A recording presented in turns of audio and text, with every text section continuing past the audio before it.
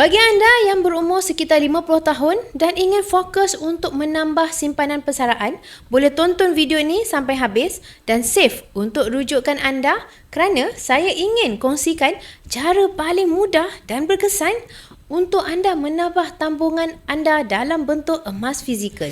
Jika bajet simpanan anda sekitar RM2,000, anda boleh menabung secara konsisten setiap bulan di akaun emas Gap. Tabungan ini adalah dalam bentuk gram emas. Apabila anda menabung setiap bulan cukup saja 10 tahun, anda akan ada simpanan sekitar 400 gram emas dalam akaun Gap. Dengan kenaikan harga emas secara purata 10% setahun, nilai simpanan 400 gram emas adalah sekitar RM400,000.